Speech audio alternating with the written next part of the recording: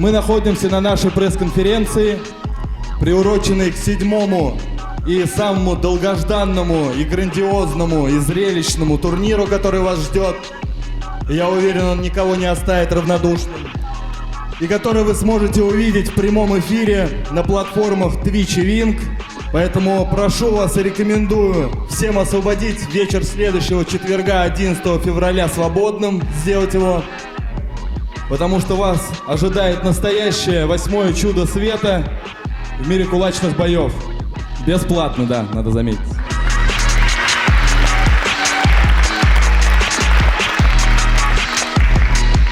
Хочу подчеркнуть, что это мероприятие было бы невозможно без поддержки наших партнеров и друзей, а именно ювелирного дома Мингалов, который изготовил чемпионский перстень, который будет разыгран в этот день. Ну и, конечно, хочется отметить, что с этого момента мы проводим наши турниры при поддержке Федерации дзюдо Центрального федерального округа.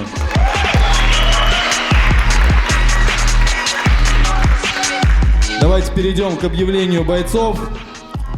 И первыми я хочу представить вам две восходящие яркие звезды нашего проекта, представители любительского и профессионального бокса, противостояния молодости и опыта.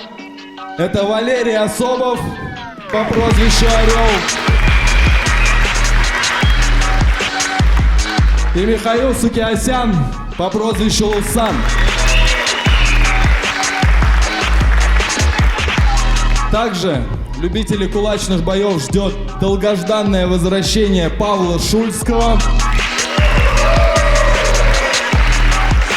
который разделит ринг с участником нашего прошлого турнира, профессиональным боксером Германом Скобенко по прозвищу Отличник.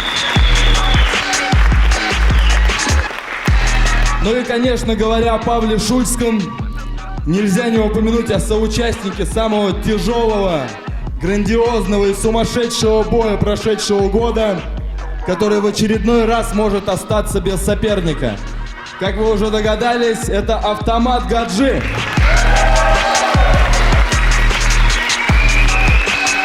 Ну а с другой стороны, поприветствуем бойца, который также остался сегодня без пары, но он приедет на турнир и разделит с ним ринг.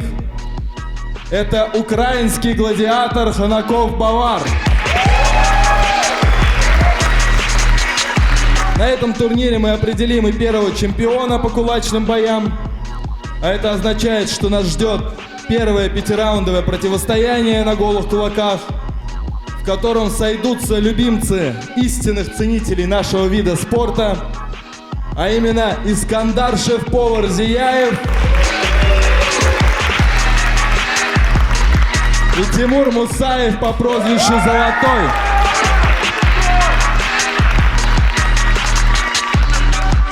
В этот вечер должен был состояться еще один чемпионский поединок между Максом ВДВ и Денисом Ураганом Дуллой, но из-за болезни второго поединок потерял свой золотой статус. Теперь шанс побороться за право участия в битве за перстень выпал Дюсимбаеву Багдаду по прозвищу Казах.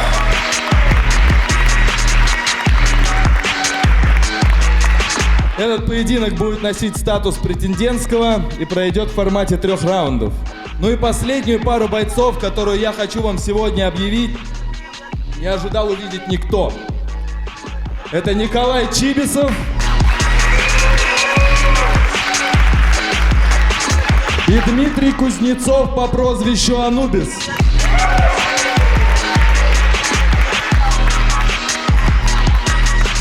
Для многих появление Димы стало здесь большим сюрпризом, поэтому первым делом я бы хотел спросить, расскажи, Дима, что привело тебя сюда? Ну, как все, наверное, знают, мне очень много людей пишут и ждут меня на Топ-Дог. Но и был такой момент, на самом деле, достаточно такой душещипательный. Я сижу напротив кабинета, вот мне, собираюсь идти уже на операцию, и мне такое сообщение приходит от регбиста. чувак, чё, как там у тебя дела, нужна какая помощь, мы готовы типа тебе помочь платить операцию. Я просто такой думаю, ни хрена себе, ну я человек вообще не знаю в принципе, я его никогда не знал, ну не общался. И он мне предложил помощь, я такой думаю, бля, вообще какой кайф. Ну я, конечно же, не посмел обратиться. Даня хорош. Но моя благодарность этому коллективу и Дане, то, что человек посмотрел, увидел, что ситуация реально жесткая, и не остался в стороне и предложил помощь. Поэтому я решил прийти сюда. Неважно, будет это мой последний бой, потеряю я зрение или нет. Сука, мы закатим охуенную рубку. Все это ждут!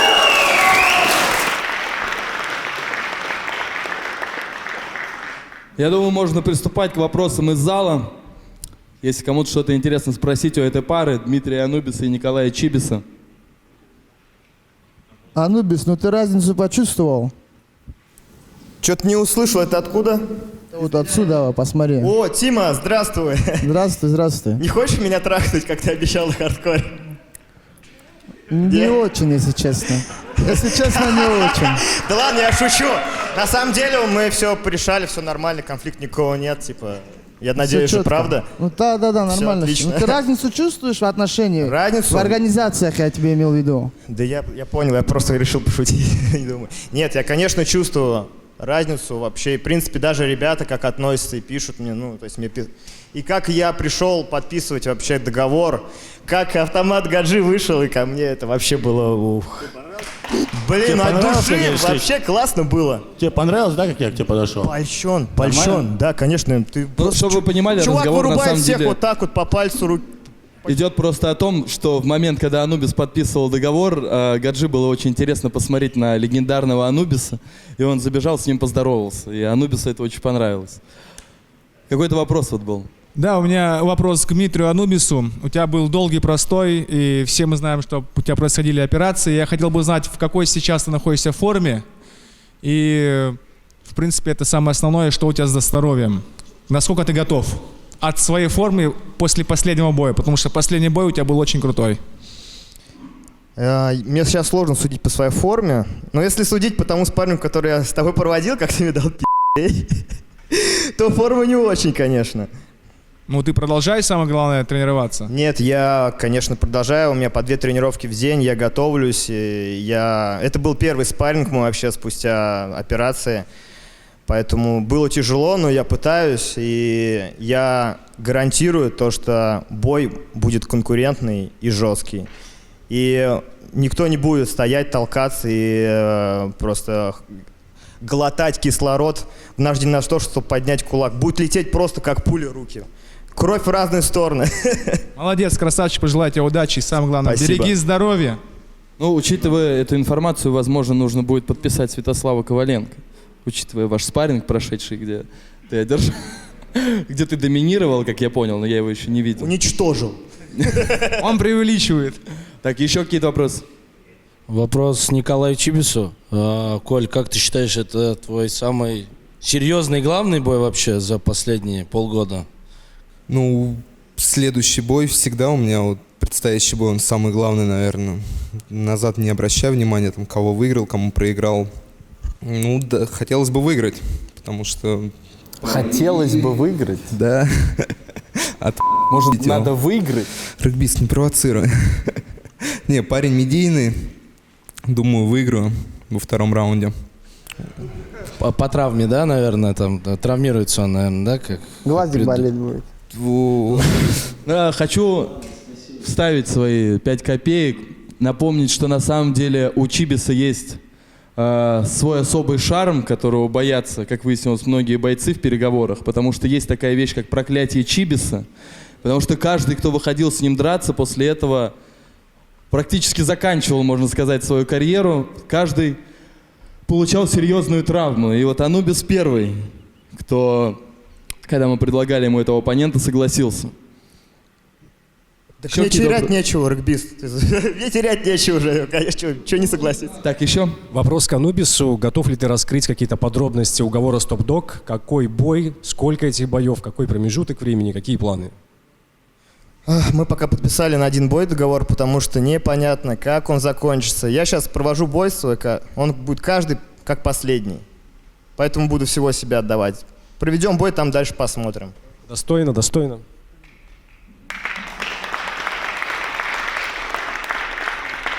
Вопрос к Анубису. Вот ты любишь все движухи, вот эти медийные, хайповые, и что тебя вообще больше двигает к твоим каким-то целям? Во-первых, какая твоя основная цель, и что тебя больше двигает вот этот вот весь негатив, вся медийная движуха, которая происходит, или какая-то спортивная составляющая, то есть вот к чему ты стремишься конкретно? Я стремлюсь к тому, чтобы честно выразить себя. То есть я самовыражаюсь через это, через творчество, через бои, неважно. То есть моя цель в этом. Хайп, ну это глупо обращать внимание на хайп. Мы в медиа-среде, ребят, находимся. Ну как вообще без этого? Это маркетинг. Да, на самом деле, вот мы здесь говорим о хайпе, и вопросы все идут к Диме, но я бы задал вопрос по хайпу, наоборот, бы к Чибису. Сначала был Шумастер, потом Сушист, теперь Анубис. Ну, без преувеличений, с точки зрения медиа, это все очень хайповые бои. Как Чибису удается, не делая при этом ничего, ловить самый хайп? Как быть таким хайпажором на самом деле, самым главным? Я думаю, у меня самые жесткие бои, нет? Ром, с Гаджи рядом двигаться, Ром. Слышь, со мной рядом двигаться, и все, и будет боите.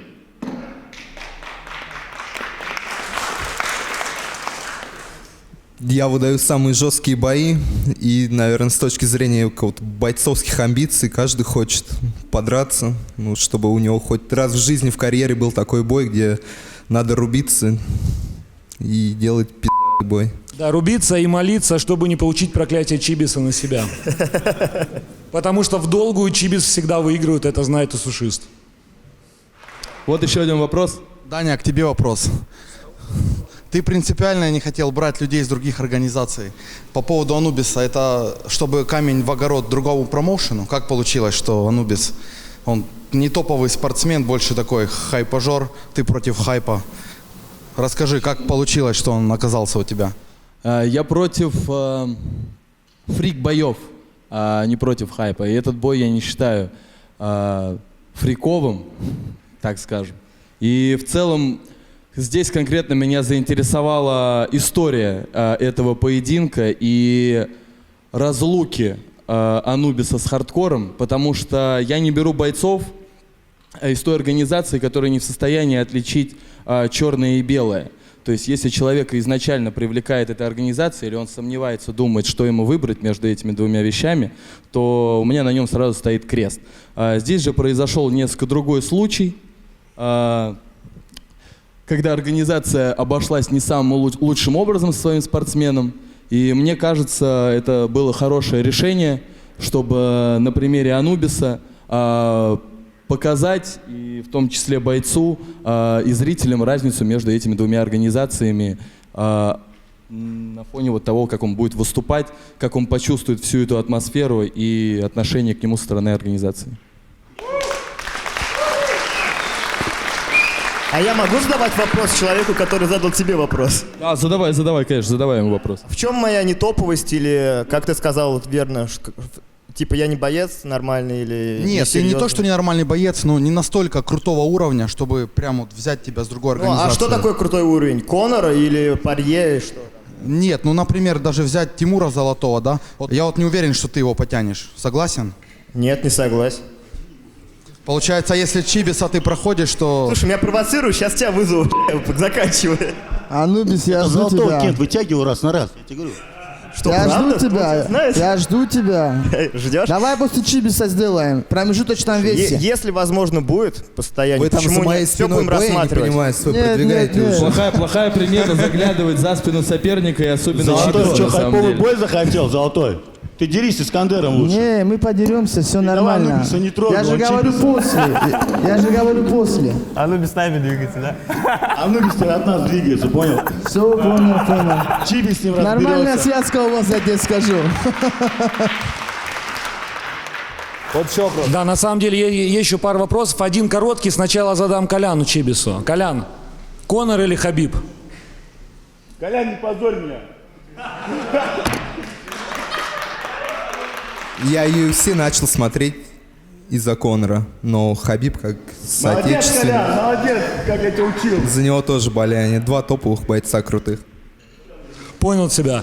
И вопрос Димону. Дима, невооруженным взглядом видно, что у тебя есть, так скажем, некая разница в длине рук у левой и с правой. Что это вообще? Может быть, объяснишь нам, расскажешь? И как это влияет вообще на твой бокс? Ну, это особенность, я не знаю, как это вообще вышло. Может, родовая травма. То есть это только показало себя, когда начался, в подростковом возрасте, когда рост начался. Зона роста, видимо, была закрыта на этой руке, и вот получилось так. Ну, это влияет и на тренировки, и на бои. Что касается тренировок, это адаптация в плане того, что отжимания, брусья, турник у меня все специальное. Много работы на резине. Работаю я не с железом, только с гантелями. Ну, вот такие моменты в бою, да, тоже есть некие фишки. Но я думаю, что не стоит об этом рассказывать, о своих слабостях всем показывать. Пусть другие думают, додумываешь. Тебе легче, наверное, в ближнем бою бить. Правильный человек у тебя короткая, которая рука короче, легче в ближнем бою ударить. Да, это он прав, несомненно. Герман уже начал раскрывать карты. Герман уже встречался с таким противником, по-моему. С кем я только не встречался. Дима, так сколько составляет разница? Просвети, интересно же всем, ребят, а то они не понимают. Там 9, может, сантиметров. Ну, мне в военном билете мне 12 написали, не знаю, мне кажется, там 12 нет. Красавчик, что на самом деле. Ну, это просто пример человека, который занимается спортом, несмотря ни на что. Тем более боевым спортом. Биться на руках. Ну, это красавчик, Димон. Ну, ребят, в этом ничего такого нет. Это никакая не инвалидность. Вы это не подумайте. Многие люди-то с этим живут, и даже никто... Но не многие люди с этим дерутся. Ну, может быть.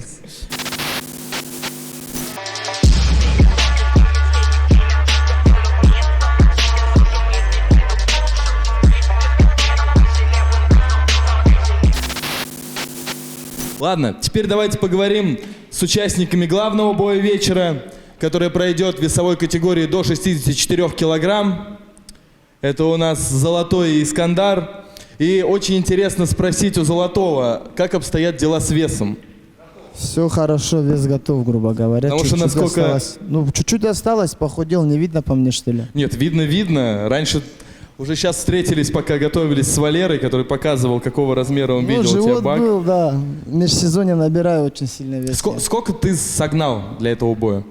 Ну, 9 килограмм. То есть с 73 ты гнал? Да. Нормально. Не смущает ли тебя это, Искандар? Ну, я так скажу. Вес не имеет значения. Если бы вес имел значение, то слон был бы королем джунглей.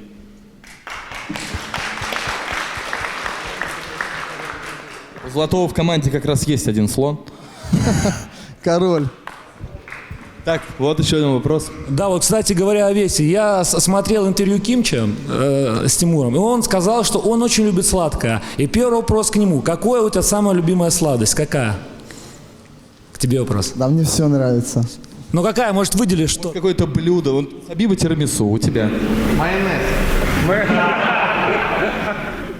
Да, нет, Наполеон торт люблю. Наполеон торт, да? Да. Ну и у нас как раз шеф-повар есть. И я хочу теперь Искандар узнать просто. Сможешь ли ты приготовить ему, Золотому, да, десерт Наполеон? Ну, у меня уже другое блюдо. Посмотрим в бою, какое получится. Вопрос к Тимуру Золотому. У тебя уже 3 ярких победы в топ-доге, и сейчас ты опять выходишь андердогом. Каково вообще тебе, вот тебя как-то это давит или тебе пофигу? Ну, так скажу, да, это даже больше мотивирует меня, наверное. Больше денег потом можно поднять. Тогда вопрос к Искандару. А тебе каково? Ты выходишь фаворитом, у тебя 2 победы, и тебя... Есть ли какая-то у тебя ответственность, то, что ты фаворит, и морально, может, на тебя это давит или нет? Да нет, мне вообще спокойно, я уверен в себе. Я вообще на это не обращаю внимания, на эти цифры. Ну, цифры завышены, я скажу так. Ничего не завышено. Кто составляет коэффициенты, не могу понять. Рыбис, кто там коэффициенты? Почему он постоянно андердог? Просто он похож на булку. Может, из-за этого? На кого? На булку. На персик. Я думаю, да. Там сидят люди, и они оценивают Конечно. чисто внешне. И они видели Золотого только когда он весил 73, а когда он весил 64, они не знают, на что он способен. Он обещает, что когда он снимет свою рубашку в бою, все будут шокированы его формой. Да, пресс появился, кстати. Мы знаем, от чего он появился. От чего? Ну как ты думаешь? Ну, я не знаю, вес гоняешь. Короткий срок такой. Да нет, он был просто под жиром. Под жиром? Вот так быстро появился, да, оп, Водой момент. же убираю, а поэтому и появился. Там какие-то вещества, может, нет? Да нет, это твои фантазии. Да, я всю жизнь спорт, я знаю. Еще какие-то вопросы по этой паре? Вон там есть у зрителя. Искандар, как ты относишься к прошлому сопернику золотому Давиду Лобанову? Как боец, вообще ни о чем. Видел его интервью, когда он сказал, то, что для него не главное быть чемпионом, а зайти в призы. И тогда я уже понял, то, что это не боец. Ну, как человек он нормальный, пацан просто, а как боец я не считаю его каким-то. Ну, то есть, как будущего соперника ты его не воспринимаешь? Нет, конечно, вообще, как будущего соперника нет. Но у вас в команде тоже сегодня уже появился человек с такой мотивацией, который «я думаю, что, может, я выиграю». Вот там вот сидите, у тебя что там? Я думаю, я победю. Ты с нами тренируешься, ты чё? Тогда еще один вопрос к обоим сразу. Вы оба самоуверенны, я вижу, это очень круто. Тогда скажите на своей самоуверенности, сколько продлится бой? Все 5 раундов? Вот, Искандер, тебя первого. Я думаю, 5 раундов не продлится наш бой, так как мы оба техничные, быстрые, жесткие. Мне кажется, закончится бой намного раньше. Ну, примерно, как ты думаешь? Думаю, не знаю, посмотрим. Ну, раньше. Точно 5 раундов не продлится. Досрочно. Кто-то из нас упадет. Я не знаю, я думаю, 5 раундов будет у нас. Я готовлюсь на 5 раундов, а там как пойдет. Как будет, я не могу предугадывать, не могу загадывать. Все будет, как будет. Но я готов ко всему.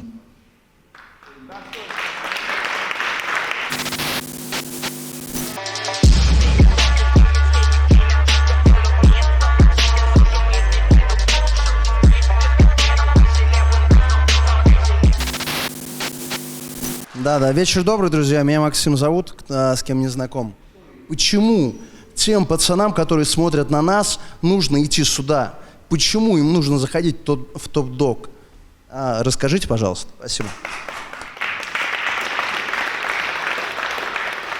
Да не нужно сюда никому идти, у нас все нормально, у нас конкуренции хватает, слышь, особенно в тяжах вообще не надо, все нормально. Про эмоцию. Какая была эмоция впервые, когда услышал о голых кулаках, и сейчас? Что произошло на твоем пути за это время? Как поменялась жизнь? Да все полностью поменял жизнь. Я думаю, кто следит, это может понять, да?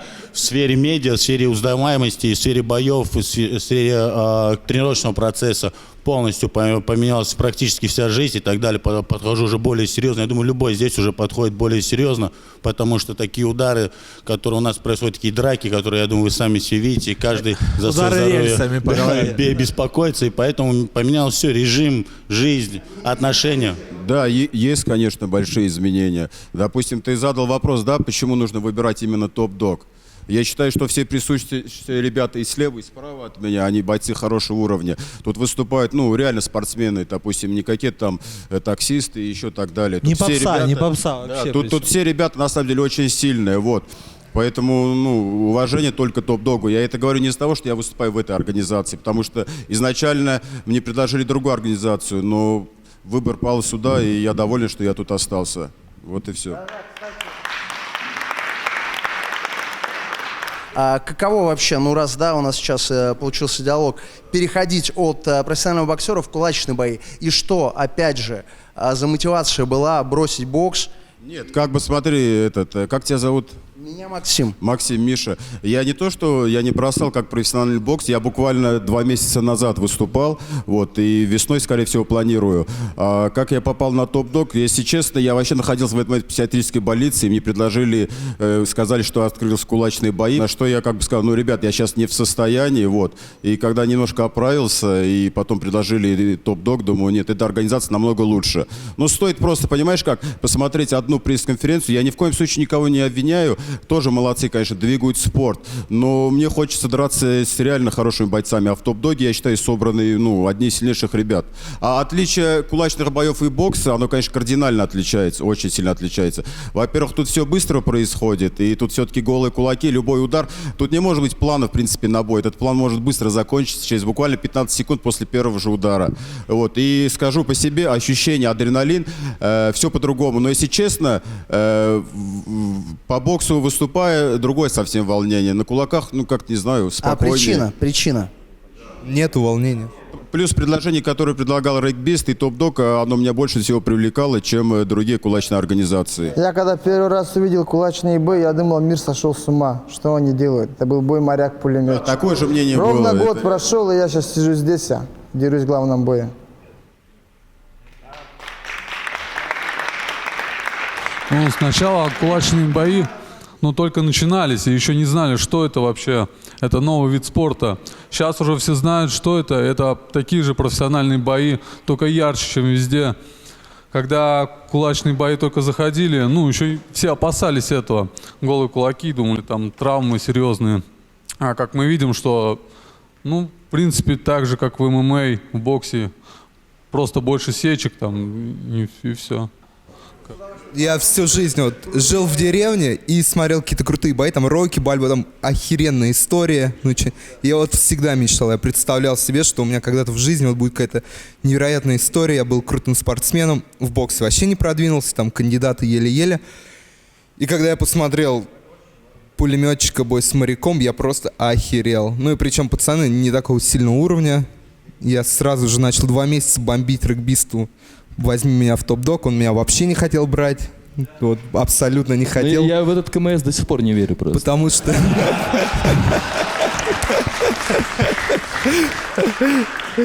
Ну и сейчас я, наверное, кайфую от жизни, которая вот происходит. И даже иногда не верится, то, что это со мной. Ко мне подходят люди, там фотографируются, иногда там какие-то автографы. Не преувеличивай. Ну, чаще всего, когда Гаджи рядом, к нему подходит, говорят, а вот ты тоже, да? А так, ну, кайфово, блин. Да каждый хочет, наверное, мечтал в детстве там стать каким-то космонавтом, артистом, порнозвездой, да кем угодно знаменитым. Вот. Ладно, свои желания проецировать, Чибис. Одна мечта уже исполнилась, на ней можно остановиться. Почему ты не стал порнозвездой? Вот в вашем бою он и планирует, по-моему. После боя? Судя по тебе, ты, наверное, снимаешься, да, где-то там? У меня были планы, короче. У меня знакомые есть. Могу тебя познакомить, если ты хочешь. Не, мне не нужны такие... Связи уже есть. Ладно. Есть. Вот, есть еще вопрос по этой Да, паре. я предлагаю вернуться к чемпионской паре, потому что уверен, что еще есть вопросы, и не только у меня.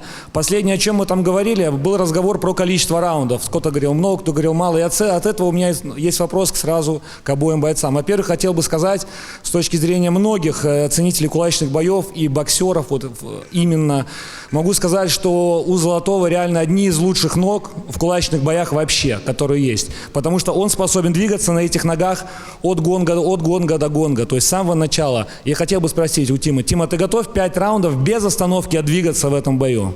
На все 100%. И вот теперь вопрос получается к Искандару. Искандар, если он будет 5 раундов двигаться, ты готов к этой работе, что придется постоянно вот ловить свой момент?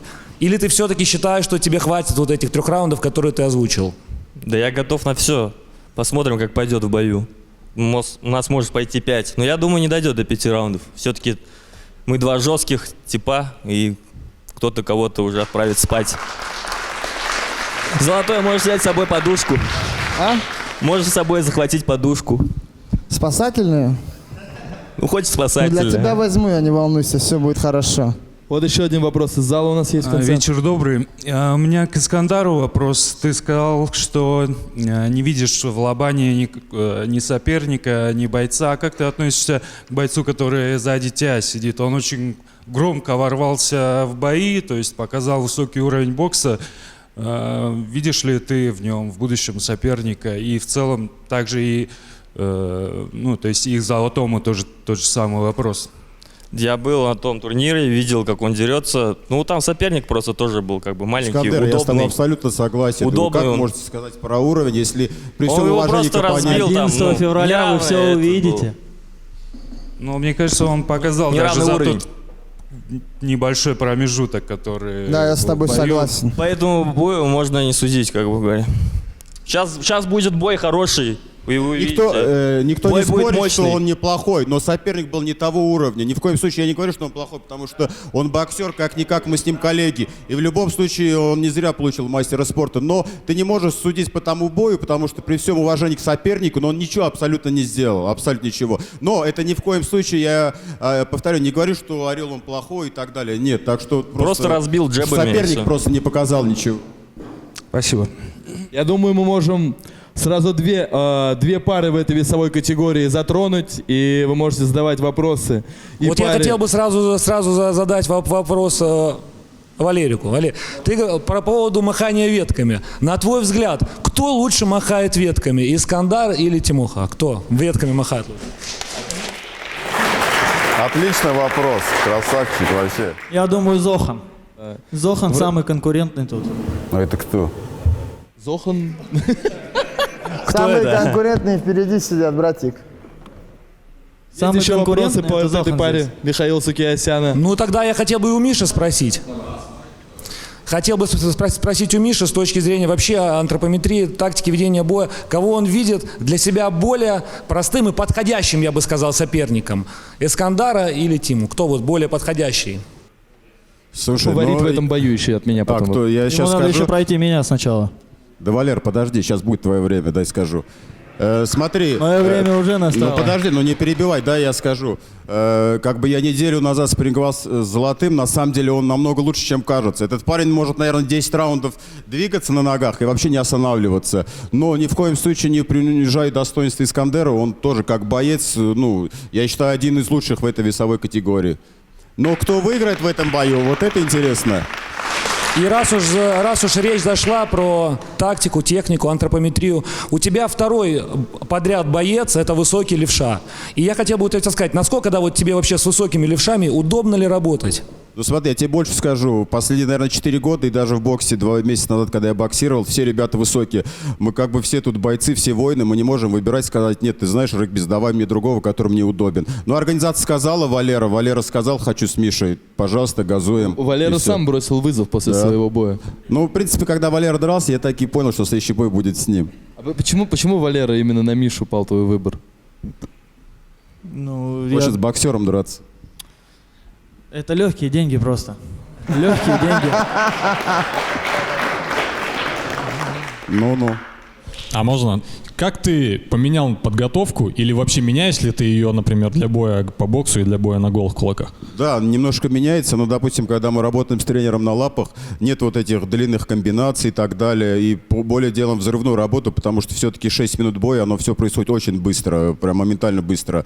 Ну, не прям отличие на 100%, но есть небольшое отличие. Ну и плюс как бы работаем без перчаток последние 2 недели, голыми кулаками, и все. Но готовиться, конечно, к профессиональному бою намного сложнее. Все-таки там и дистанция другая, и соперники совсем другие. Работа вообще колоссально отличается, очень сильно. Миш, поддержу, но еще нужно делать огромный акцент на защиту. Да, Если да, в боксе, безусловно. например, ты можешь пропустить 1-2 удара, но лукануться навстречу, да, попасть, то здесь одного удара хватит, чтобы ты атаку свою не смог довести до конца. Поэтому главное это атака. Да. Здесь атака и защита. И Герман правильно сказал, хорошая защита, потому что все может быстро закончиться. Сечка или еще что-то, допустим. В боксе чуть по-другому. Если ты задумал какую-нибудь комбинацию, допустим, тройку пробить, ты ударил первый удар, пропустил навстречу, ты дальше все равно... Хоть один, если попал, уже хорошо, да? А тут как бы, все может очень быстро измениться и план другой. Я еще, кстати, хотел добавить, что вы начали говорить, что вы проводите тренировки последние 2 недели голыми кулаками. Я видел в инстаграме у Золотого отрывок с его спаррингов, где у них последние раунды проходят в шингардах. Да. Какой красочный ответ, спасибо. Что тебе сказать? Спасибо. В ММА перчатках, да, спаррингуем. В ММА спаррингуемся. Есть еще вопросы по этим 2 парам, Искандар? Вот, есть, вижу вопрос. Добрый день, добрый вечер. Вопрос к Михаилу Сукиасяну. Какой прекрасный тембр голоса. Вот. Михаил, подскажите, пожалуйста, после победы мы поедем по девчонкам? А мы в прямом эфире или в записи? Мы в записи. Потом скажу. Какой победы? Какой победы? Опять Валера. Ну какой победы? Валера, тебе не давали еще слова. Ты собрался выиграть? Пусть пока говорит, ладно, говори. Смотрелся где-то трэш-ток или еще чего-то, и вот эта твоя коронная фраза, которая сейчас была, легкие деньги. Ну и уже, блин, заезжая фраза, все его говорят, можешь что-нибудь другое придумать. И плюс, это не те деньги, которые ты говоришь, легкие деньги. Так что, блин, ну что-нибудь другое придумай. Как придумать насчет, что такое легкие деньги? Лайты? Лайт? Что, Лайты? что ты вообще легкие, несешь? Это то же самое. Снимаешь меня в сторис, отмечаешь в Орле. Сукиасян, где ты? Вот какого черта я забыл в Орле? Что я там должен делать? Вот что я там должен делать, Валер? То же самое тебе такой же вопрос. Так я тебя не Где ты искал. заснимал? Так я же тебя, братан, не искал. Я сижу дома, просто включаю историю каждые 2 дня. Сукиасян, ты где? Так что я в Орле, братан, забыл? Это как часора с усиком. Валера, сейчас сними Сукиасян, реально. Я его нашел. Вот. Он здесь. Я тут, можешь снять. Я здесь. Валер, слушай, бои это не легкие деньги. Бои это не легкие деньги. Ты сам, бои это не легкие деньги. Искандер, с тобой абсолютно согласен. Мы Ну, тут просто это Пашу заученная вкалываем. фраза. Это абсолютно. У нас очень тяжелый труд. И давайте уважать этот труд. И не говорить, Я это про труд легкие ничего деньги. не говорю. Ну, ты сказал, легкие деньги. Это легкие деньги Нет, для меня. подожди. Легкие деньги, это означало, понимаешь? Мы выходим, оставляем свое здоровье. Я думаю, тут все присутствующие начали драться не от хорошей никто не жизни, говорит, а что ты ты начинаешь, плохой боксер. это легкие деньги. Никто не говорит, что Придумай ты плохой что-то другое, боксер. Валер. Это с фразы уже все его говорят. все Никто не говорят. говорит, что ты плохой боксер. Я про тебя тоже не говорю, Валер. Я тебе говорю. Ты боксер, ты, грубо говоря, мой собрат, понимаешь, по боксу ты не ММшник, не рукопашник, поэтому в любом случае я тебя уважаю, братан. Но ты меня не ищи в Орле, я там могу максимум приехать, там, ну по делам. Ты снимаешь зал, Сукиасян, ты где? Ну тебе понравилось? Здесь я, Валера, здесь! Тебе понравилось? Не, мне знаешь, что больше всего понравилось, когда ты торт ел? Слушай, как тебе профессионал скажу, перед боями не ешь столько сладкого. Ты же по-любому тоже вес гоняешь. Согласен? Я? Да. У меня с весом никогда проблем не было. Сколько сейчас весишь? 64. 64. А у Могу меня тебе 63 900, все нормально. Ну. Так я еще тяжелее тебя. Кто ты? Я еще тяжелее тебя, получается. Ничего страшного, братан. Ну, ничего страшного. Ну ты что так завелся спокойно? Я не завожусь, успокойся. спокойно. Я полностью спокоен. Хорош тебе. Не, ну 11-го вы все равно все увидите. Да, я думаю, он покажет себя В в бою. любом случае будет хороший бой, я с тобой согласен. Да. В любом Бой случае. будет зрелищный. И, понимаешь, и все, вот кого не спросит, кто тут сидит, никто не скажет, что я выхожу проигрывать. С этим я согласен.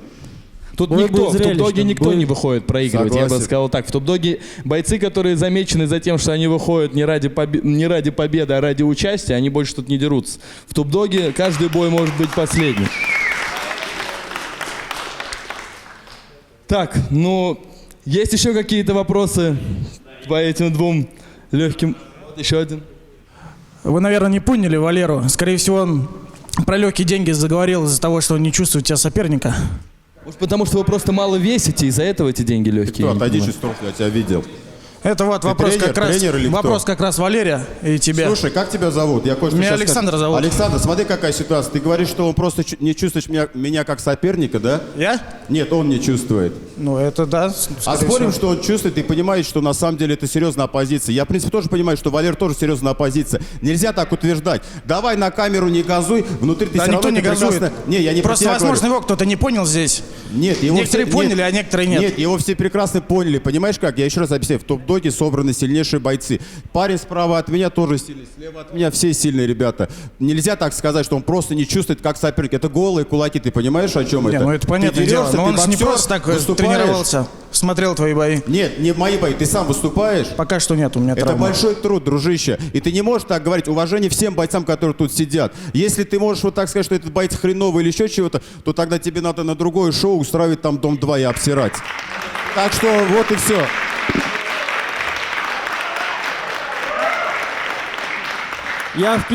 Мне прислали твой профессиональный бой. Не знаю, Кто какой. тебе прислал? Ну, прислали люди, мне прислали. Где я проиграл? Нет, я не знаю, проиграл ли ты там или выиграл. Да ладно, сам на Ютубе смотрел по-любому. Прислали. Прислали мне бой в Телеграме, я тебе говорю. Я посмотрел. Девушка отправила, Я что ли? посмотрел минуту и выключил. Знаешь почему? Ну, ты Это- скучный боец. Это твое просто. право. Ты это- очень это скучный твое боец. право. Сколько людей, столько и мнений, правильно? Нет, я бы досмотрел этот Сколько? бой, потому Слушай, что а вот как я это не люблю скучно, бокс. вот это не скучно, вот этот маятник. Спорим, что ты будешь включишь велосипед и не будешь драться? А зачем мне Спорим? с тобой зарубаться? Зачем мне тебя подпускать Знаешь, на твой дружище, же- я тебе сейчас отвечу. Знаешь, чем отличается бокс? Это не мои слова, но я сейчас более-менее вспомню. То, что все на самом деле заканчивается, когда в твою голову прилетает хороший удар от мужика. Вот и все. Ну ты еще попробуй, попади. Давайте, я думаю, мы еще прибережем какие-то вопросы, если у вас останется. И пройдемся, да, в конце еще раз по парам, может что-то накопится. Вот последнее. Искандар, классная футболка, видимо, есть настрой, отсылка к бою. Вопрос к Тимуру сначала. Как далеко ты готов зайти в этом бою? Ну, соответственно, готов ли ты умереть в бою за перстень? Убей или будь убитым. Искандар, а ты? Он готов умереть в этом бою? Я скажу так. Я не готов. Я не бьюсь насмерть, как они. Вся наша отличие, то, что он бьется насмерть, я бьюсь до победы. Убей или будь убитым. Ну и давайте перейдем к следующей паре. Это Макс ВДВ и Дюсимбаев Багдад. Бой, о котором я сам узнал и организовал его только вчера. Багдад, рад ли ты внезапно выпавшему шансу? Ведь еще позавчера ты не знал о бое. Да, вчера мне написал, что есть новости и говорит, что я буду драться с Максом ВДВ. Я обрадовался, серьезно обрадовался, что есть у меня достойный соперник. Он, если прямо сказать, звезда нашего топ-дога, очень большой. Без поражений же, да? Есть одно. Случайно. Да, сильно обрадовался, честно. До этого нашли мне другого соперника.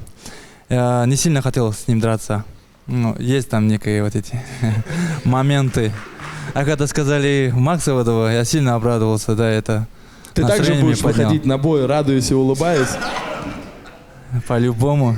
Я люблю драться, не могу не драться. Так что, как настанет этот момент, я буду...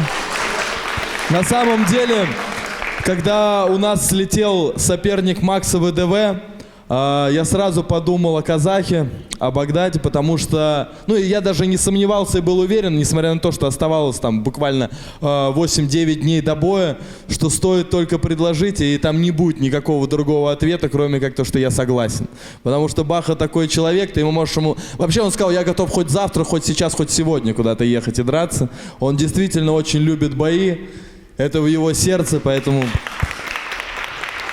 Казах, можно вопрос тебе? Вопрос можно тебе, брат, задать?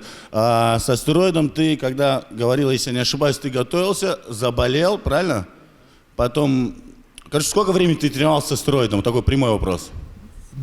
Со стероидами я вообще не тренировался. Не тренировался вообще? Да, вот это, чтобы ясность была для остальных людей. Сколько ты сейчас тренируешься? Вчера второй день ходил. Сколько? Второй день. Все прекрасно.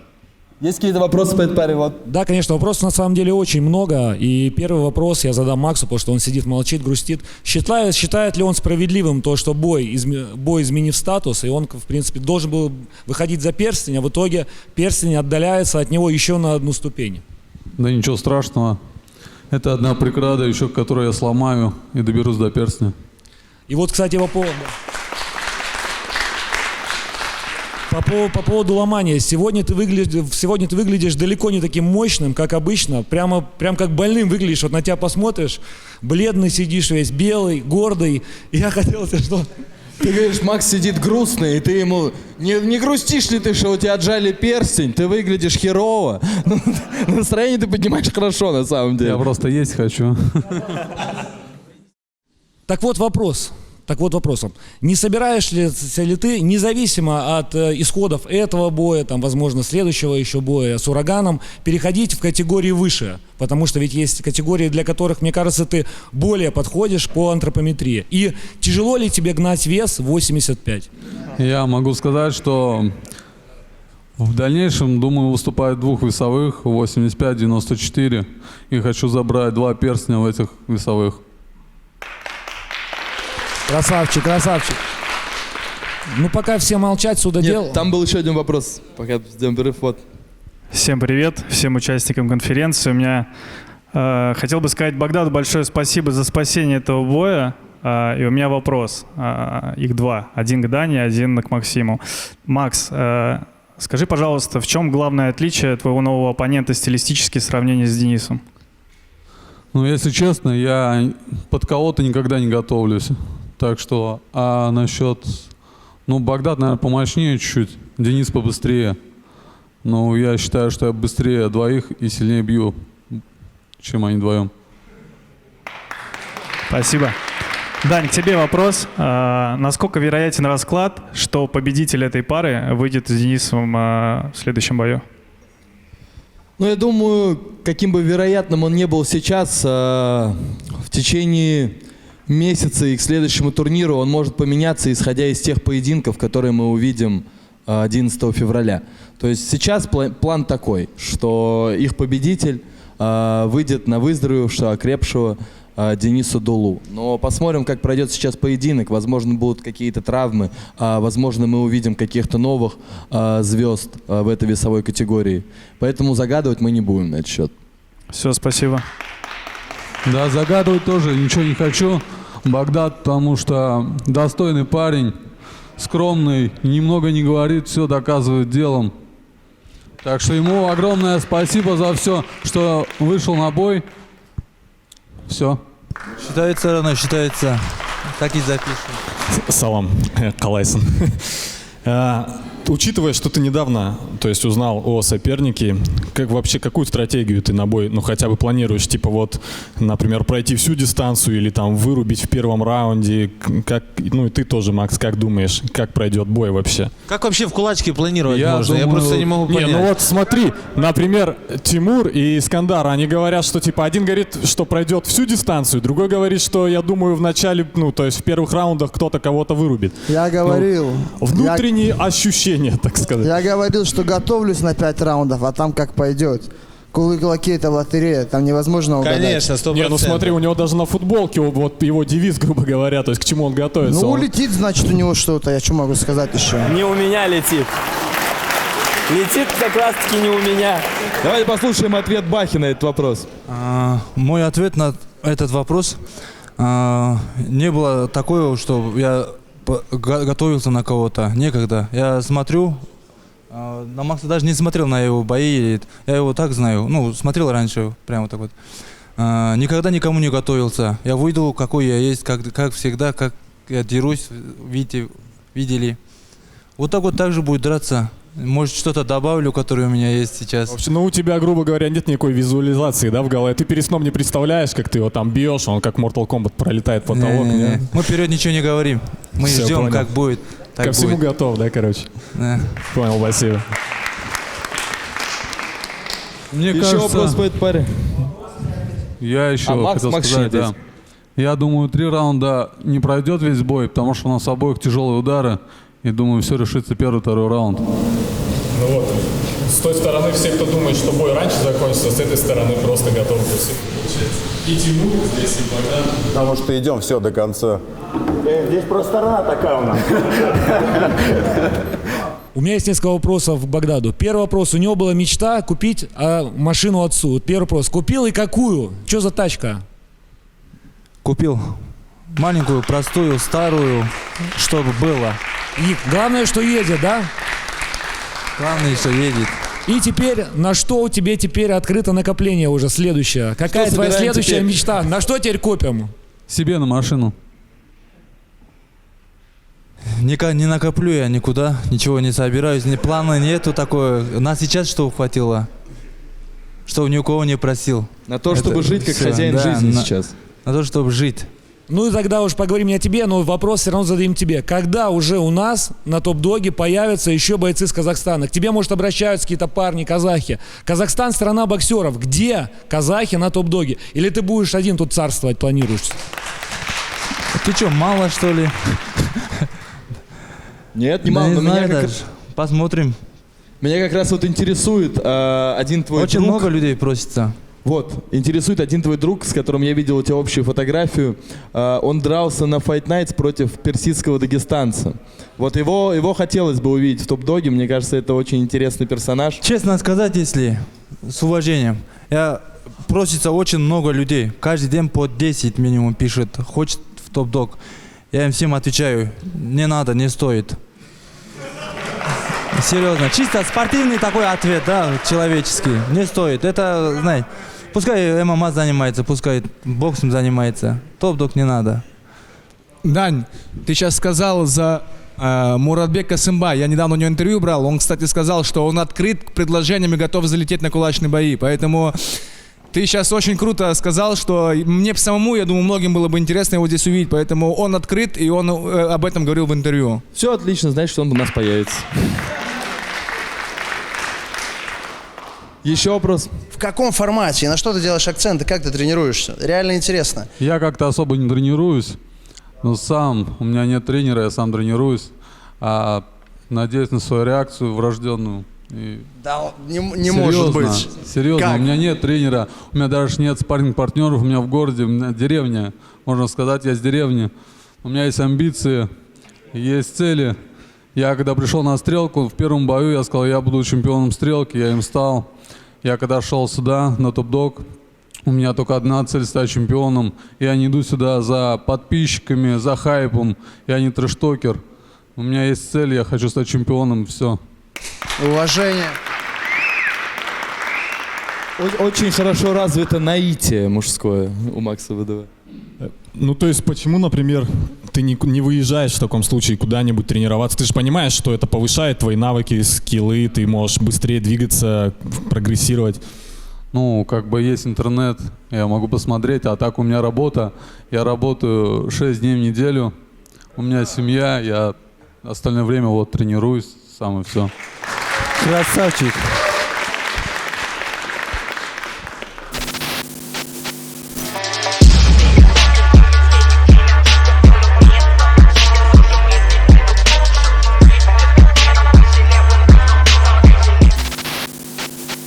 Еще какие-то вопросы по этой паре? У меня вопрос к тебе, Дань. Не думаешь ли ты открыть еще одну весовую категорию весом поменьше, полегче, ребят? Для того, полегче, чтобы... чем какую? Чем 64? Да. Нет, не думаю. Очень жаль. Ну а зачем? Там Типа кто скорость поменьше, другая. пусть чуть побольше кушают и будут драться в 64. Ну, Мухачей тоже интересно на самом деле смотреть. Там другая скорость, другая... У нас достаточно на самом деле звезд в 60, ну, сильных, действительно серьезных парней. В 64 там вообще страшные вещи творятся. В 70 тоже достаточно хороших бойцов. У нас сейчас больше цель и ориентир на более тяжелые весовые категории. В 77, 85, 94. Нужно набирать бойцов туда, а не усиляться уже в легком весе, в котором и так все хорошо у нас. Так, ладно, давайте перейдем к человеку, который еще не сказал сегодня ни слова, и здесь сегодня один. Это Бавар, украинский гладиатор.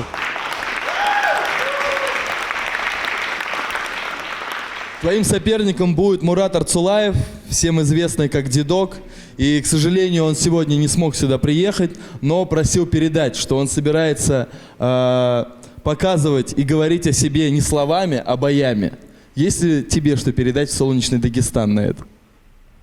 Я очень уважаю Дагестан, чеченцев, очень недуховитые парни. Мне нравится этот вызов, потому что это столкновение будет двух, да, там, у меня дух сильный, у него сильный дух. Вот Максим говорил там, Максим тебя зовут, да, в кепочке? Или лысенький, как тебя зовут? Максим, да? Смотри, я отвечу на твой вопрос тоже, и как бы и на твой. Я представляю свою страну, да, Украину, я первый украинец, который выиграл, да, на секундочку. Да, это так. И это моя мотивация, да, я обычный был парень, ну, вообще там с Мариуполя, с города, которого даже не знаю, сейчас я представляю свой город, свою страну.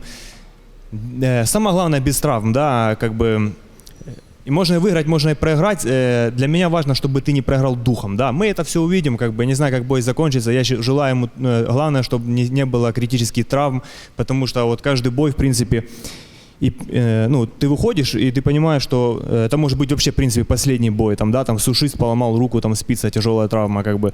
Я готов, я мотивирован, заряжен, как бы, посмотрим, как будет, только, ну, здоровья желаю ему, самое главное, все.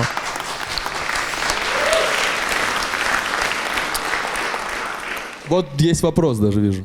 Бавар, ты, безусловно, запомнился многим в своем дебюте, и это просто факт, тебя очень тепло приняла аудитория.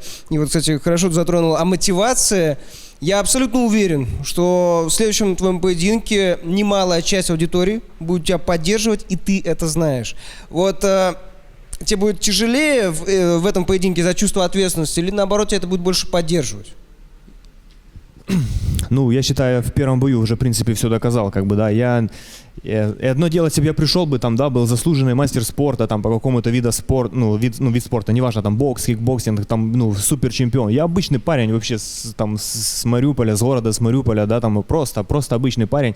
И я здесь дерусь, как бы, для меня, ну, груз ответственности есть, мне пишут люди, да, многие, там, спасибо, я начал заниматься, тренироваться, я не хочу их подвести, ну, как бы... мне, в принципе, в голове ничего не поменялось, как бы, да. Мне просто, безусловно, приятно, да, какая-то аудитория, которая заходит. Мне это мотивирует, приятно. Я не зазнаюсь, как бы, я все такой же парень, который приехал с города Мариуполь сюда, и все, ну. Есть еще какие-то вопросы? Да, Бавар. Да, видел твой первый бой, действительно он был яркий, интересный. Хотелось бы узнать, и как раз эта история, как тебе сложно набиралась. Сейчас ты насколько более готов к предстоящему поединку?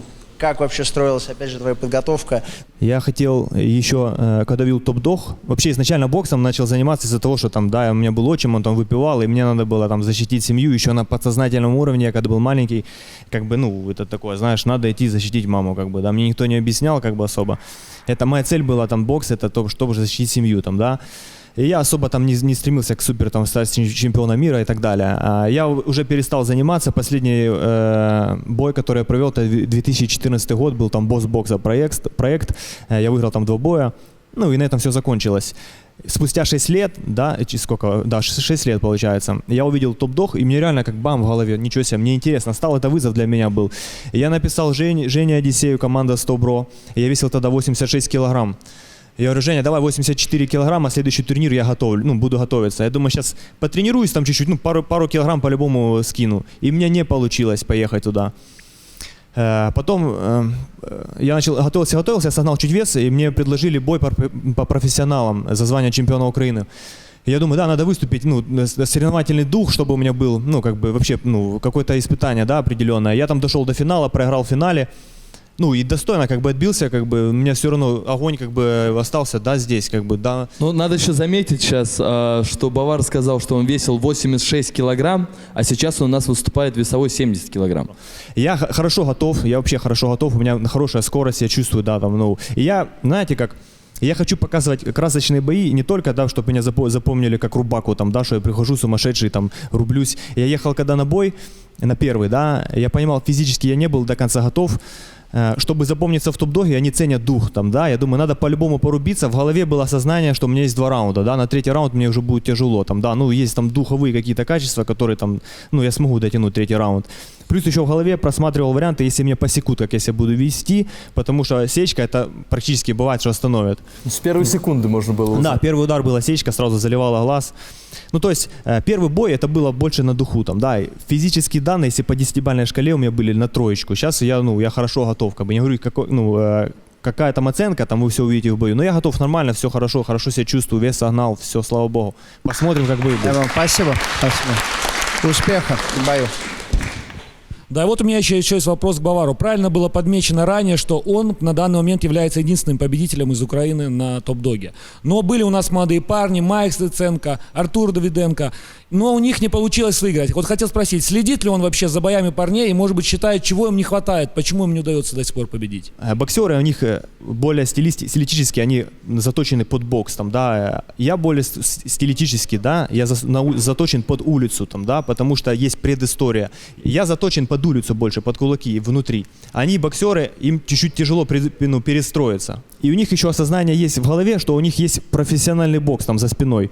Тут же есть кулаки, которые травма, там, да, сейчас травмируешься, и бокс уже закончится профессиональный. Это как было с Марифом Пираевым. Почему он не провел яркий бой? Потому что было ММА. У меня есть предложение по боксу и сейчас. Мне вот пишут там на февраль, мне это не интересно. Ну, я вот в боксер я там 10 567, да, в топ-доге с Украины я первый. Я думаю, давайте еще вернемся чуть позже к Бавару. А сейчас, наконец, уже перейдем к супертяжелой весовой категории, пока она у нас здесь не заскучала. Каждый из вас уже провел по одному бою. Кто-то уже все 4 смотрит их в телефоне, пересматривает. И, Павел, я слышал и, сам уже догадываюсь, что твоя главная цель – это дойти до реванша с автоматом Гаджи. Поэтому мне интересно, как ты относишься и оцениваешь первую преграду на этом пути в лице Германа. Всем добрый вечер. Да, к предыстории вернемся, что я здесь благодаря Гаджи. Гаджи, тебе спасибо. Не только благодаря Гаджи, на самом деле. Благодаря тому, что вы оба вместе.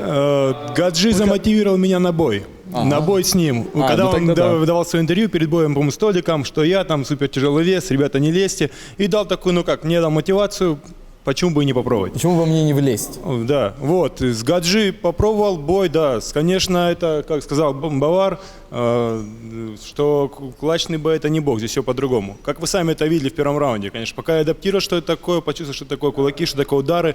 И мне просто уже дальше, пока я втянулся, уже был гонг, все классно, бой проиграл. Но сейчас я зажегся, мне есть желание, мне есть энергия, и я хочу дальше продолжать идти дальше биться. Спасибо.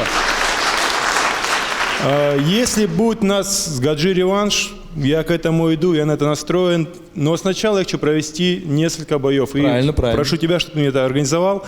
И сейчас у меня бой будет с Германом. Я очень рад, что в нашей тяжелом весе появились тяжеловесы. Будет и еще одна пара тяжеловесов помимо вас. Тем более. И это, наоборот, только круто. Не буду говорить, что там мой встречный соперник, что я в чем-то лучше, хуже, это голые кулаки, это тяжелый вес, здесь очень опасно. Здесь любой удар может сыграть злую шутку. Я не буду говорить, что я иду на бои умирать, я не собираюсь умирать, я поддерживаю, да, умирать я здесь не буду. Я иду за хорошим боем, за красивым зрелищным боем, показывать свой характер, свой дух, идти до конца. Вот и все. Но ни в коем случае не умирать. Можно секунду прямо от темы отойду, сейчас вернемся. Паша сказал, что я тогда кидал вызов и смотивировал его. У нас получился очень хороший бой. Я бы сейчас извиняюсь, что перебью. Зрителям это понравилось. Я хочу сейчас также смотивировать. Я также остался без пары, да. 6. Сколько соперников поменялось? Я там не помню. 5 соперников поменялось. И на данный момент я остался без пары. Там есть заявки в топ-доги. Там, кто-то не тянет, грубо говоря, там по званием или мастерству, если есть такая возможность, если кто-то хочет, смотрите, я готов применять любой бой, и этот бой будет вам в пользу, да, грубо говоря, я готов рисковать всем, что я сейчас накопил, добыл. Не за титул. За титул, обычный бой, я готов пойти, даже не обсуждать, там, следующий будет бой за перстень или нет, чтобы не было простоя, и также, я не знаю, может провести хороший, показать бой. Если я Пашу выиграю, бой за перстень может быть или нет? Не может. Нет, еще рано, да? Быть бой за перстень. Так что оставь эту затею. А что ты вообще хочешь Пашу выиграть? Ты моего друга хочешь выиграть, очень хочу. Если ты рядом со мной сидишь, ты хочешь моего друга еще выиграть, да? А если Павел Шульский выигрывает, у вас будет реванш? Нет, сразу тоже реванш не будет. Павел сам сказал, Нет, я сказал несколько боев. Нет, зачем? Сейчас сказали бы, давай бой с Гаджи. Сказал, не, ребят, спасибо, давайте подождем. Этот реванш, безусловно, не только нам как организации, но и всем зрителям, я думаю, очень интересен. Лично для меня, когда я там присутствовал, это был самый лучший бой, который я видел в жизни. Я так стоял, и мне было одновременно и очень хорошо, и очень грустно от того, что я боялся, что, возможно, я больше никогда ничего лучше уже не увижу. Теперь можно сделать реванш, и я увижу что-то еще хорошее. Поэтому мы будем идти в эту сторону. Давайте послушаем вопросы какие-то этой паре тяжеловесов. Да, Герман, мы с тобой виделись еще ранее, ты сам помнишь, в твоем первом кулачном поединке, дебюте, и тогда у тебя резкая была тогда мотивация, еще после боя ты сказал, что вообще моя цель подраться с Гаджи. И это было так. Сейчас вопрос, за полгода что-то поменялось или так уже приоритет именно на перстне? Нет, и ссылаясь на слова Ромы, что он сказал, что с Гаджи никто не хочет биться с тяжеловесов, я готов был после первого боя с ним биться. Просто, ему смысл, я медийно не раскручен, и, конечно, цена вопроса, это, тоже немаловажный фактор, это тяжелый вес. Да, Герман за цену вопроса нормально всегда базарит. Я касаемо денег, и, я отношусь серьезно. Тогда здесь, знаешь, Гаджи, пока ты в этом сезоне ищешь себе оппонента, да, если посмотреть на картину, вокруг тебя уже начинают такие акулы плавать, это и Герман, и Павел, и все это хотят с тобой хорошо же. встретиться. Нет, это же хорошо. Вопрос тебе в лоб, Гаджи, сейчас. А как ты считаешь, в их поединке кто фаворит? Хороший вопрос. Смотри, давай рассуждать-то вместе. Что-то я не был Давай. готов к такому. Все за и против, прикинем. Герман хорошо двигается, да, что я заметил? Хорошо двигается, даже, очень хорошо для своего веса и для тяжеловеса. Хороший тайминг у него, хорошо дышит. Вот. Ударную технику, все-таки, я считаю, он не нокаутер. Но, ударов он выбрасывает много, как боксер, да, накидывает. Вот. Паша, что? Паша у нас вообще это отдельная роль. Если как я вижу, Паша уронить может, у Паши он хорошо бьет. Короче, я ставлю 55-45 на Пашу. Вот. Только с одной мыслью, потому что Герман, он слишком много двигается. Кто мне двигается, не нравится. А Паша, он любит рубиться, да, и мы с ним зарубимся опять, и людям это зайдет. А этот будет двигаться, бегать от меня и так далее. Зачем мне это надо? Да? Гаджи, спасибо. Паша. Гаджи, спасибо. Делаю ремарку. В том бою я пропустил 2 хороших удара в самом начале. И я кое-как на ногах стоял, не говоря уже о том, чтобы я носил четкие удары. Здесь я не допущу таких ошибок, которые были с тобой в бою. Тут будет все по-другому. Отлично, тем более он бить еще не умеет. Отлично. Так что, Герман, сделаем хороший бой. Я думаю, будем идти до конца. Там людям можно сказать, чтобы на тебя оставили? У меня вообще один фаворит во втором бою, да, уже? Там 2,4 ставят на меня вообще. Не, ты профессиональный боксер, Да не, подожди. Я что-то второй раз уже Коэффициент вообще в прошлый раз имена... на меня был вообще 8,6. Как бы я хочу возврат этих коэффициентов. короче, еще не самый... Нормально поднять У меня могли, все да? нормально. Я самый топовый был мешок на этой конференции, на прошлом этом. И вообще даже в целом, да, я был топовый мешок. Таких коэффициентов, как на тебя, никогда еще не было. Больше моего коэффициента не было, по-моему, за всю историю. Дань, а сейчас какой коэффициент, я извиняюсь? 2,4 и 1,45, по-моему, что-то такое. Вот наш человек из букмекерской конторы. Он все знает. Ко мне с такими вопросами не обращайтесь. Так что, да, я же говорю, верните коэффициентов. Ставь на себя и поднимай. Я бы 100 закинул бы. Давайте еще какие-нибудь вопросы к нашим тяжеловесам послушаем. Я хотел бы задать вопрос Павлу. И вопрос, мне кажется, который должен вам во многом подытожить, да, вот этого сегодня разговора, уже разговор с Гаджи, Павел, и уже перейти к тому бою, который будет. Зрительская публика вся, которая смотрела бой ваш, разделилась на 2 категории. Одна категория считает, что ты почти выиграл, другая категория считает, почти равные вот эти категории, что ты разгромно проиграл. К какому пункту из этих 2 более склоняешься ты? Правила топ-дога мы знаем. Первый раунд у меня был провальный, второй раунд счет нокдауна был тоже в минус. Только 3-й раунд я забрал, то бишь общий счет я проиграл с большим разрывом. Так что... Тут что гадать, есть видео, смотрим, как бы каждый делает то, что да, я на волевых 3-й раунд вытащил, конечно, да, но по целом по бой проигран. Я хочу какой вопрос задать Герману. В глазах людей, которые далеки от спорта, далеки от единоборств, тем более и от бокса, Герман выглядит, реально не как боец и совсем не как спортсмен. Не атлетично вообще. Да, вот совсем не атлетичный. И мне вот интересный первый вопрос. Сколько он весит в бою и сколько он весит в межсезонку? И как он вообще, следит ли он как-то за своим питанием? Он, как я, сладкое любит.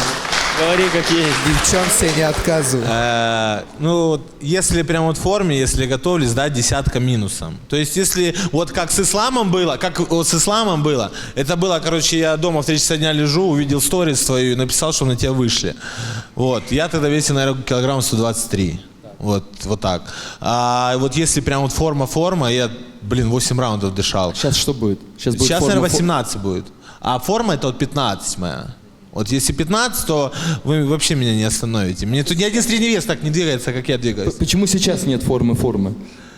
Потому что, может, к питанию я неправильно подошел. Знаешь, из-за чего? Потому что я пренебрег, потому что мне 2 минуты раунда хватит даже 118 дать темп. То есть 3 минуты боксерские, это не 2 минуты. Потому что последняя минута самая тяжелая. Грубо говоря, твои формы, которые у тебя есть сейчас. Мне хватит с головой. Да, я в форме. Для Павла тебе хватит этой формы с головой. Паш, при всем уважении, я ж надеюсь... Да не, я наоборот, за победу. чтобы ты был в форме, не говорю, Конечно. ребята, я был не в форме, пожалуйста. Нет, наоборот, стремись. Не-не, стремись. Герман, знаешь, кого напоминает? Энди Руис, помнишь, который Джошуа выиграл? Вот тупо то же самое, да? Вот вроде смотришь на него, вроде никакой опасности. Да. Это у нас Энди Руис, Энтони Джошуа 3, да, получается? Они 2 боя. Это да, это будет 3. К сожалению, не Арабские Эмираты. История какого поединка, ты думаешь, повторится? Первого или второго вот в этом противостоянии? Я больше топлю за Пашу. У меня интуитивно рядом с ним сидишь? Да. Спасибо.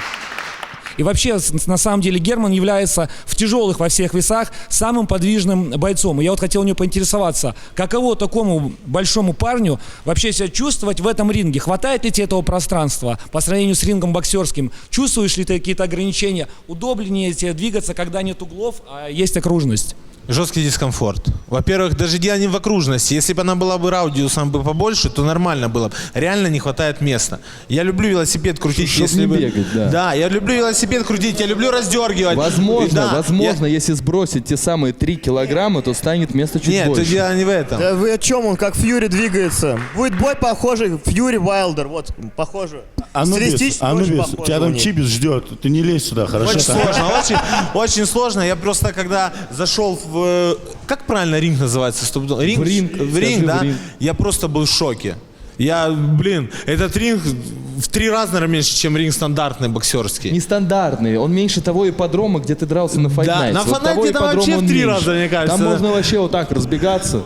А я же Гаджи вызывал и говорю, я не хочу с тобой в сене драться, хочу в клетке, потому что у меня там было бы преимущество в плане движения. Да, чтобы бегать. Но у каждого свой стиль в боксе, понимаешь? Но я тебе скажу, что когда Павел в первый раз приехал к нам на турнир и увидел ринг, он ко мне подошел и говорит, он, оказывается, больше, чем я думал. Мы тренировались вообще в обруче. Не, реально, я думал, там выйдем и все, ни влево, ни вправо шаги не сделаешь. А тут выхожу, думаю, нормально, можно разгуляться. Нормально, ринг в самый раз, чтобы не бегать и зарубиться, и технику показать. Есть еще вопрос для наших тяжеловесов? У меня вопрос Павлу Шульскому. Твой следующий соперник Герман, он достаточно техничный, достаточно подвижный, скоростной. То есть какие-то в тренировочном процессе какие-то моменты ты пытаешься под него перенастроить? Скорость, там, я не знаю, раздергивание, перемещение на ногах? Знаешь, что я скажу? Герман боксер. Школа у нас с ним одна. В среднем у меня все мои бои были с соперниками ростом, как Герман. Высоких было меньше, в основном как Герман. И что-то менять в своем стиле бокса я ничего не буду. Если с Гаджием я перестраивался, потому что Гаджи — это человек, который не с бокса бил непонятные удары, которые я не видел. Вот, то с Германом, я думаю, мне будет немного проще. Ну, а там как в бою посмотрим. Но все равно бокс есть бокс. Тут как бы тема одна. Герман, ты вот сам говоришь, что ты не нокаутер, но я знаю, что нокауты у тебя были и в профессиональном, и в любительском боксе. И я хотел у тебя что спросить? Когда они были, что это было? Это был удар навстречу, комбинационная какая-то работа или просто дураки залетали? Да не дураки, но, наверное, даже на встречу чаще. На встречу, да. Ну, чтобы сказать, заготавливал там или засаживал. Нет, просто случайно в челюсть попадал. Ну и ронял по печени, конечно, неоднократно. По печени прям ронял. У нас еще не было, на самом деле, нокаута по печени. Герман печень? Отличник Герман печень. Отличник, да? Отличник печень. Паш, аккуратней, Отличная Паш. печень, да? Паш. Поработаем. Смотри, он в корпус нормально бьет. Качаем корпус, нормально. Хорош. Так куда тебя качать? Ты выше меня, ты что? Это мне качать под тебя.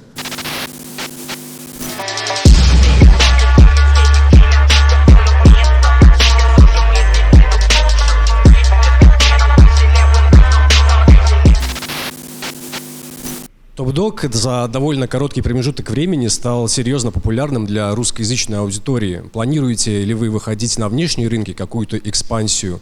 И планируете ли вы какие-то шаги к легитимизации этого вида спорта?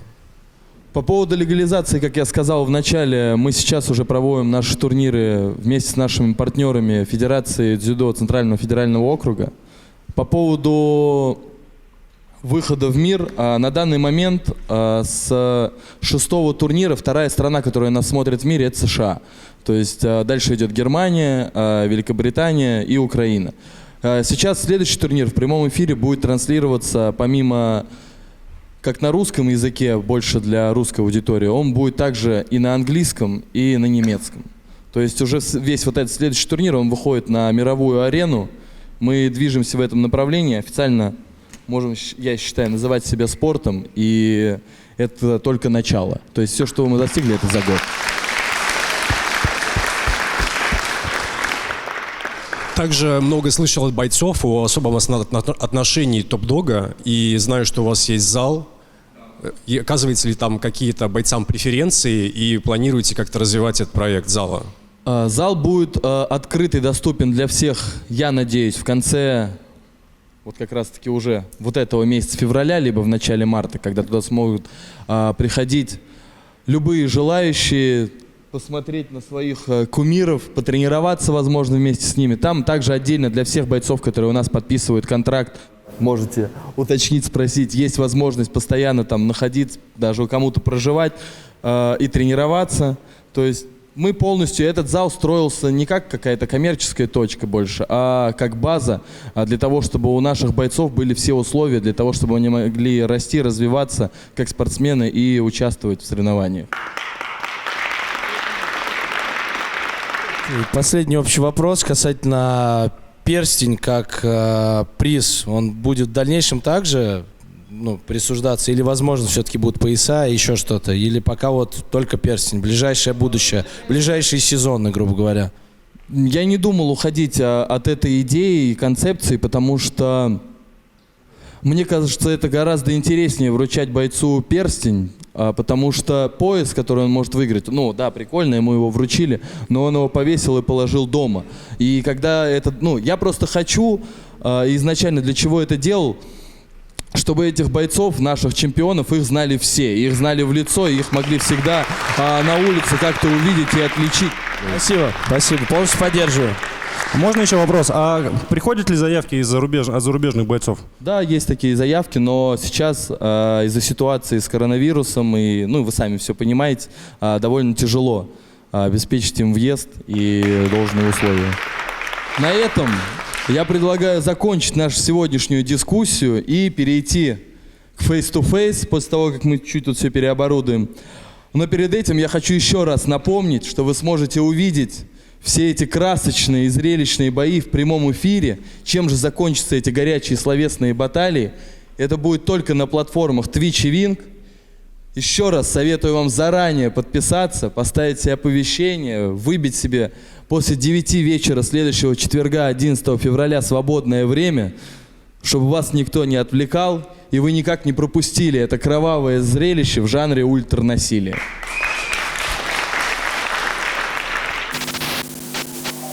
Итак, давайте начнем.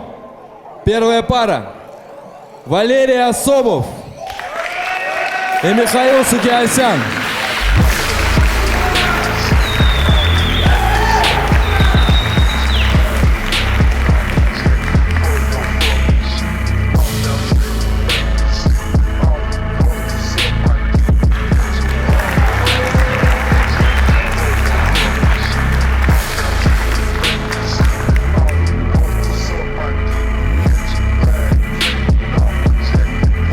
Итак, следующая пара. Павел Шульский и Герман Скобенко.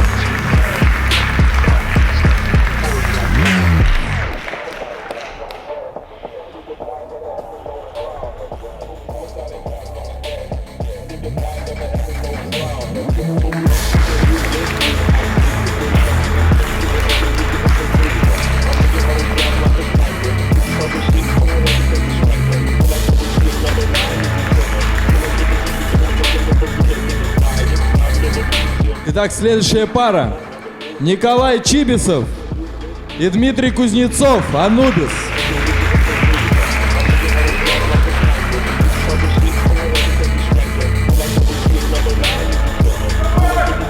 Да, мой счастливый. Не сломайся.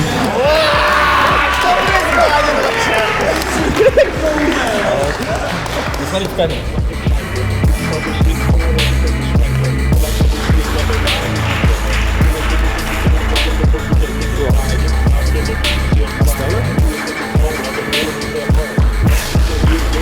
Следующая пара. Дюсимбаев Багдад и Макс Федоров.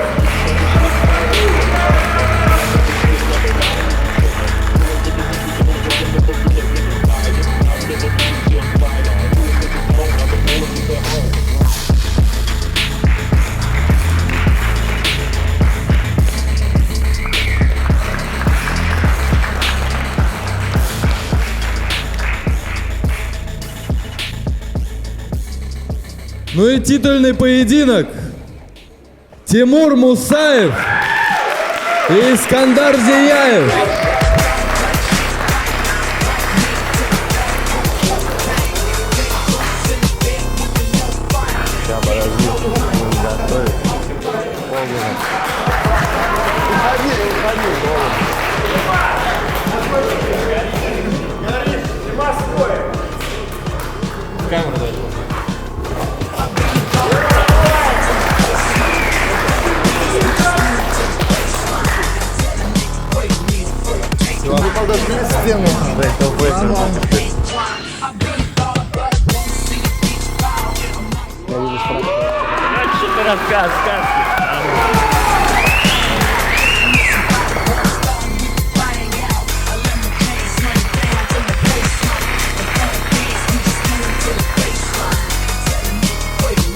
На этом все. Всем спасибо.